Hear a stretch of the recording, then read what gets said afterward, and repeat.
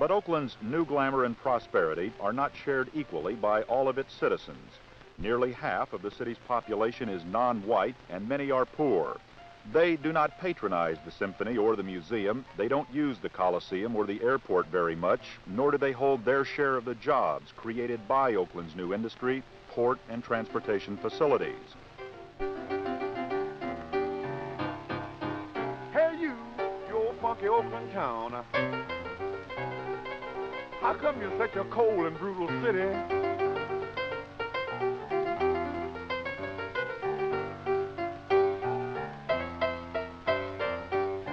And your town marching this posse ain't got no shame, and most of all, they just ain't got no pity.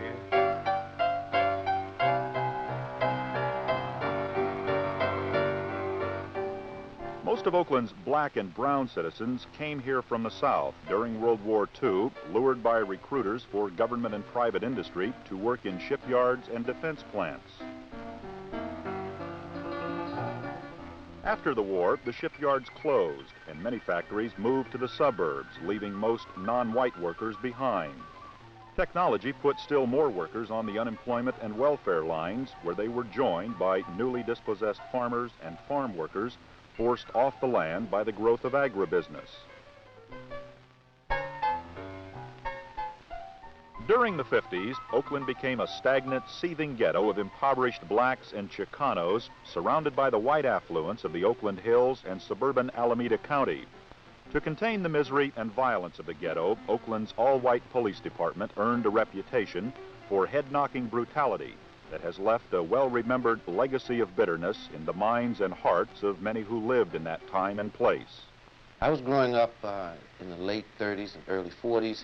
At that time, the police department was perceived as brutal, and for the most part, there was extreme fear on the part of black people in West Oakland at that time when the police would ever come into the community.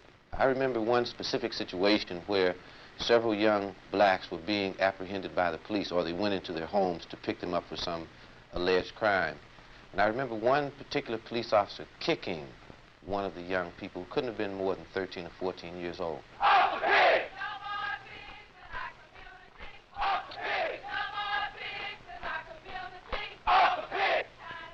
I think that the Black Panthers raised a very significant issue, and that was the brutality of the police when they came into the black community. The police were in the same position as most of government, not being in fact responsive to citizens' needs. In our recruit schools, we inculcated for many years, in my opinion, in our policemen what I would characterize as a gung-ho law enforcement orientation. We taught them laws of arrest, search and seizure, and patrol division, patrol procedure practices, which could only result in an officer oriented in a very narrow law enforcement way. So that as we went about in this police department as an operational style in the 50s and some part of the 60s, of stopping people on various pretexts, and this is a mandate, as it were, from the police department itself, we incurred very, very bad relationships with our community. Today, there is a whole new relationship developing between the people of Oakland's ghettos and the police. Police officials hold regular meetings in the community, and they are well received. This is one of the greatest things I've seen in Oakland in my 30 years here. I never thought I'd see today. Back in 47, 48, I could see policemen come and sit down and let you criticize you. It's our responsibility to get out in that community, and we'll be here if you want us. And I'm here, quite frankly, to assure you that those men that you see sitting here and the men that work 24 hours a day, 7 days a week in the Oakland Police Department will be striving to achieve a goal that they're going to take a humanistic approach to policing. I don't care how frustrated our policemen happen to be because they're working hard, or how frustrated the citizen happens to be because he had to wait a long time for the policeman.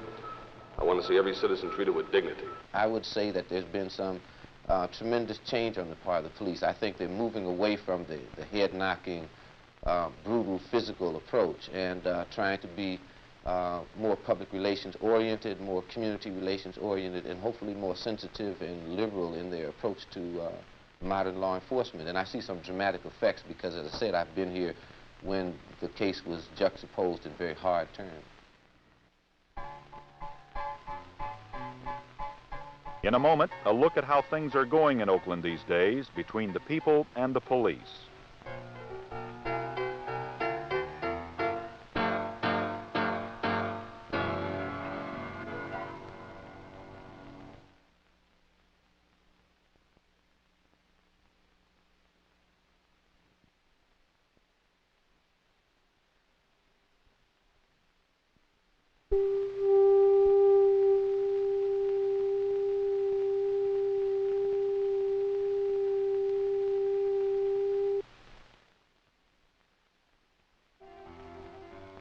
Run, nigga, run.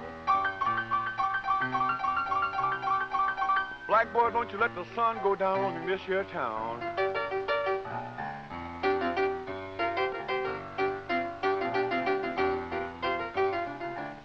Cause you're gonna go to jail, boy. Or you might wind up getting dropped 6 feet down.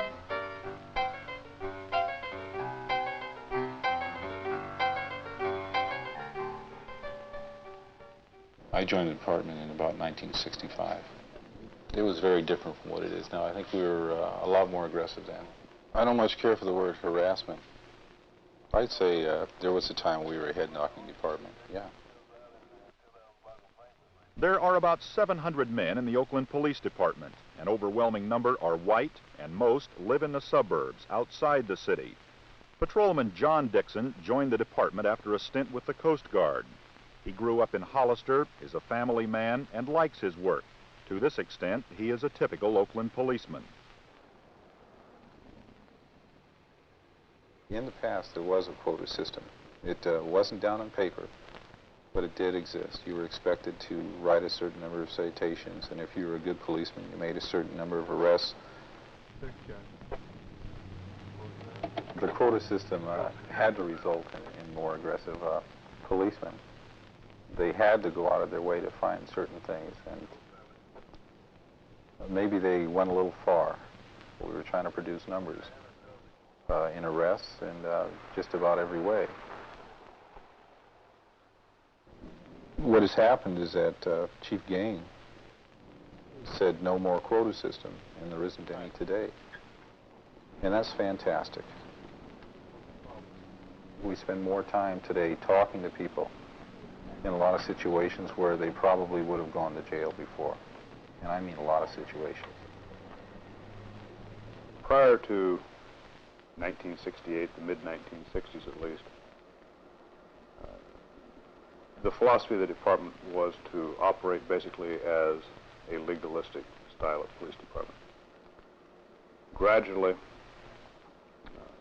through the late 60s and into the early 70s, we began to change style of operation into what is frequently referred to now as a service style of police department.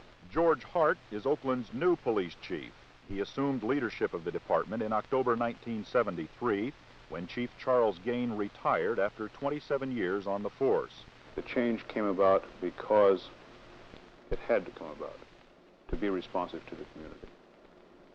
The community was saying to us, I think, that we want a police organization which services the entire community in a fair and impartial manner.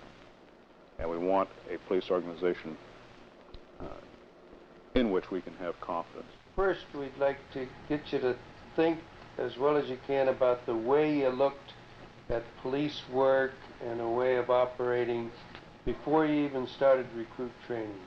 Oakland's new policing style is a product of an unusual collaboration between the Oakland Police and a group of social scientists. One of these scientists is J. Douglas Grant, former chief of research for the California prison system. Grant and his colleagues had been remarkably successful in helping convicted criminals overcome their own violent behavior through a process of self-study. In 1969, they convinced police officials that by helping violence-prone policemen study their own behavior, they could reverse the upward spiral of violence between the police and the people of Oakland. Former Chief Charles Gain agreed it was worth a try, and they went to work under a grant from the federal government. Today, the self-study process is carried on by the department's conflict management section. at the time, there was no regard to the quality of the work. Mm-hmm. It was just, basically a numbers game, and nobody... One idea that developed early in the self-study process was that of tape recording actual confrontations between Oakland police officers and potentially violent citizens. The recordings have proved invaluable in understanding how to avoid conflict and are now used in training new police officers in the art of discretionary decision-making. A police officer probably has the broadest powers of discretion in carrying out his functions than any other citizen. So what we're going to do today is sit down and listen to two patrolmen as they intervene in a family dispute. We're not saying that everything that they do in this tape is the right way to do it, but they made certain decisions throughout this tape, and we're going to sit down and critique these bit by bit. This is an actual street incident. These are real policemen and real people.